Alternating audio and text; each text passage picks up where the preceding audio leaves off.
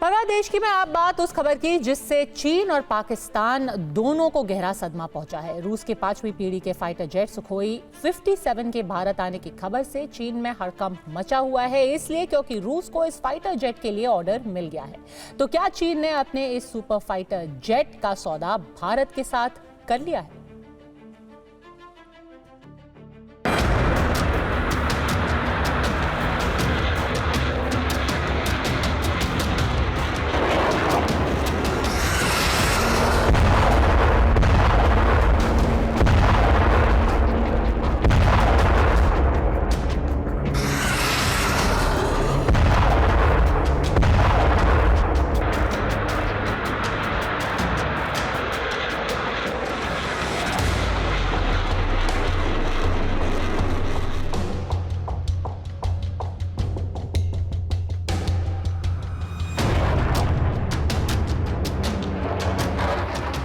चीन के आसमान में करतब दिखाते इस रूसी फाइटर जेट ने बीजिंग की ही नींद उड़ा दी।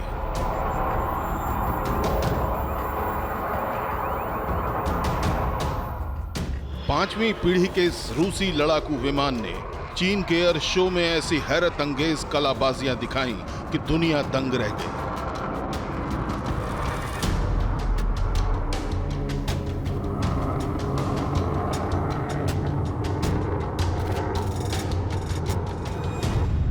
लेकिन पुतिन के इस विध्वंसक फाइटर जेट के लिए कई सालों से मचल रही लाल सेना के सारे सपने टूट गए।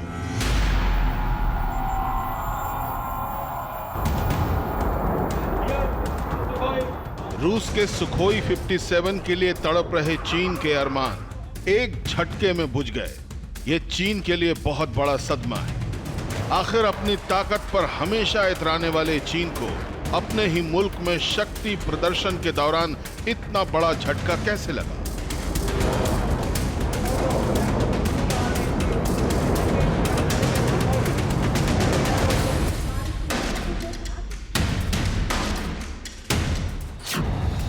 क्या रूस का सुखोई 57 लड़ाकू विमान भारत आ रहा है? क्या 5वीं पीढ़ी के फाइटर जेट सुखोई 57 के लिए रूस ने भारत के साथ डील कर ली है? क्या रूस अपने Tu-160M बॉम्बर को भी भारत को देने जा रहा है? ये वो सवाल हैं जिनसे चीन काफी घबराया हुआ है। चीन के एयर शो में रूस के सुखोई 57 की पहली डील की खबर से बीजिंग के लाल सुल्तानों की नींद उड़ गई है।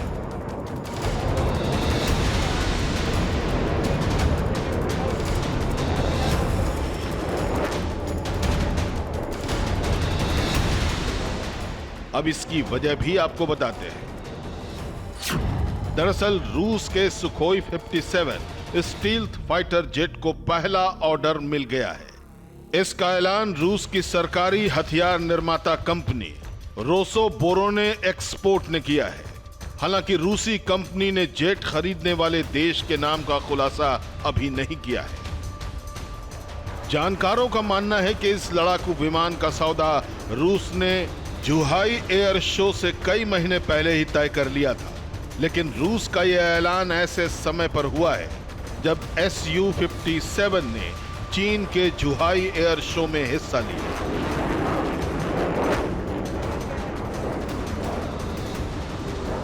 ऐसा पहली बार हुआ जब रूस का यह विमान चीन पहुंचा है। आपको बता दें कि चीन का एयर शो 17 नवंबर तक चलेगा, जिसमें चीन अपनी ताकत का इजहार कर रहा है।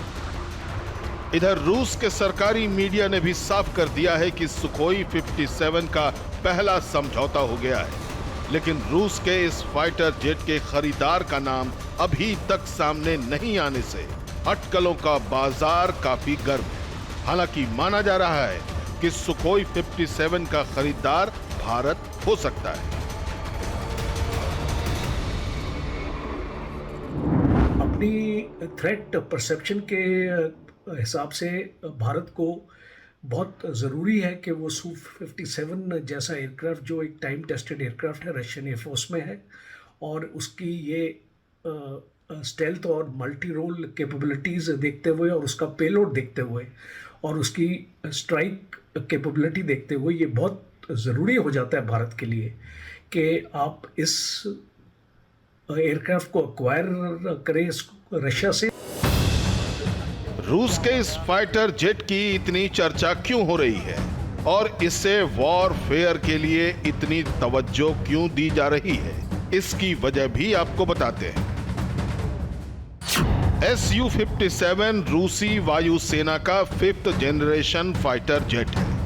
इसकी खासियत है स्टेल्थ तकनीक, यानी ये रडार की पकड़ में नहीं आता है।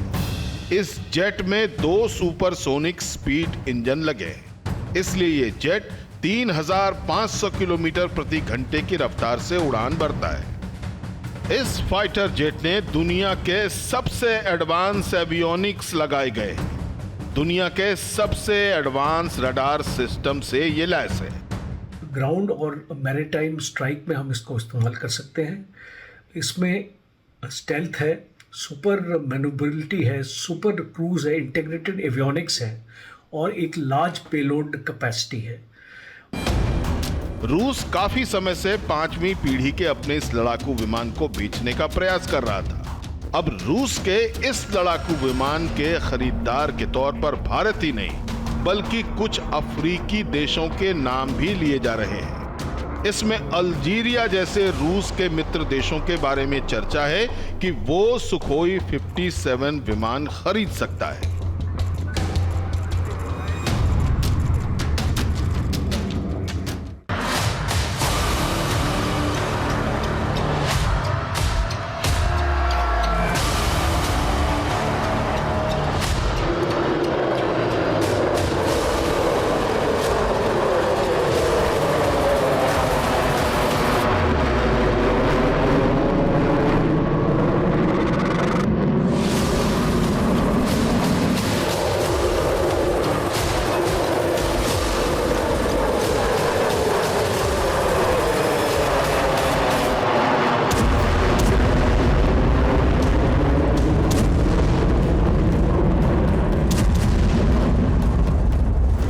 अब आपको रूस के उस हथियार के बारे में भी बताते हैं जो भारत को मिल सकता है। रूस ने चीन और पाकिस्तान को न देकर अपने इस घातक हथियार को भारत को देने की पेशकश की है।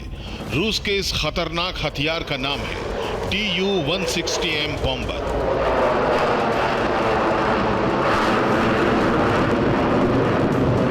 ये लंबी दूरी का बम वर्षक है, यानी दुश्मन के घर में घुसकर बमबाजी करके चुपचाप वापस आ सकता है। मतलब दुश्मन के लिए संभलने का भी मौका नहीं मिलेगा और ये फाइटर जेट अपने मिशन को पलक झपकते ही अंजाम दे देगा।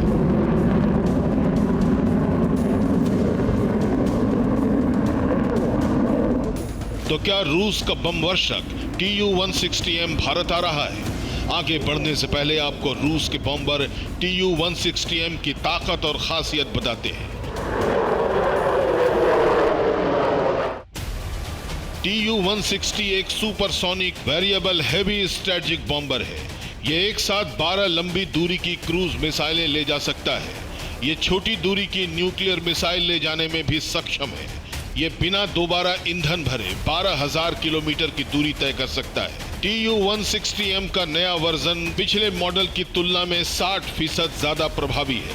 इस बॉम्बर को व्हाइट स्वान भी कहा जाता है। इसका डिजाइन 1970 में सोवियत संघ ने बनाया था।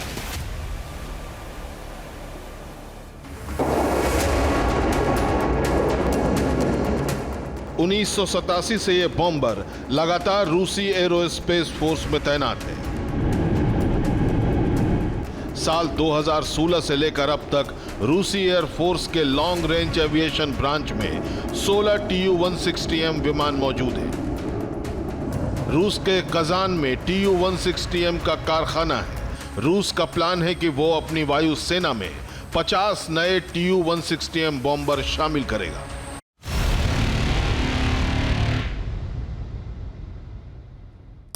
पिछले 10 सालों में भारत ने ग्रीन एनर्जी के क्षेत्र में जबरदस्त क्रांति की है। ग्रीन एनर्जी को बढ़ावा देने के लिए सरकार के भी कई बड़े कदम पिछले कुछ सालों में उठाए गए हैं। 2 सालों में ऊर्जा के क्षेत्र में इसका ग्लोबल असर कैसे दिखा, देखिए इस रिपोर्ट में।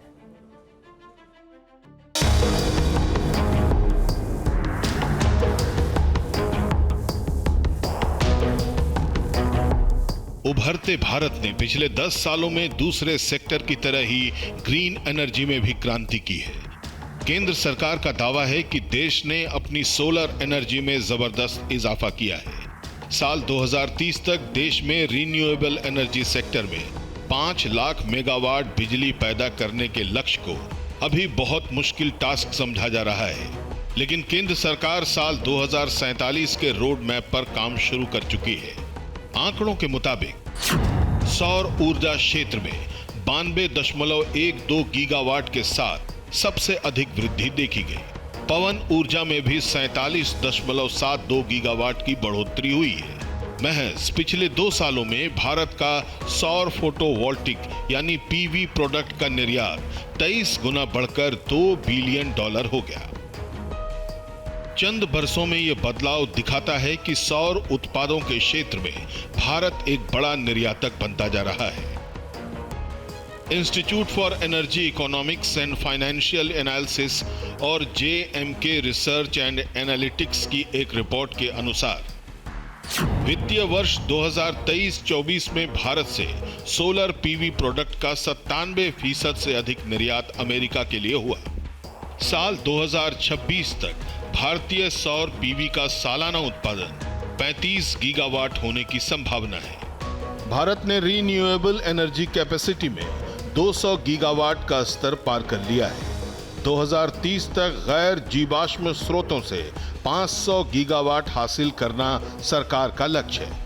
केंद्र सरकार हमेशा कहती रही है कि रिन्यूएबल एनर्जी कैपेसिटी को बढ़ाने की दिशा में साल 2014 के बाद से ही बड़े स्तर पर काम शुरू हो गया था, जिसके नतीजे आज वैश्विक स्तर पर भी दिखाई दे रहे हैं। साथियों, 2014 के बाद से ही भारत मेजर इकोनॉमीज में रिन्यूएबल एनर्जी कैपेसिटी एडिशन में सबसे तेज रहा है। हमारा ट्रैक रिकॉर्ड बताता है कि रिन्यूएबल एनर्जी रिसोर्सेज को लेकर भारत जो लक्ष्य तय करता है उसे समय से पहले पूरा करके दिखाता है। रिन्यूएबल एनर्जी की दिशा में प्रधानमंत्री सूर्य घर मुफ्त बिजली योजना भी एक बड़ा कदम है। इस योजना का मकसद भारत में सोलर सहायक मैन्युफैक्चरिंग को बढ़ावा देना है, साथ ही 1 करोड़ रूफटॉप इंस्टॉलेशन हासिल करना है। उम्मीद है कि अगले कुछ सालों में भारत ग्रीन एनर्जी के क्षेत्र में बड़े मुकाम हासिल कर लेगा। यही है भारत का पावर पंच। फिक्र आपकी, परवाह देश की। Bureau report, TV9 Bharatvarsh.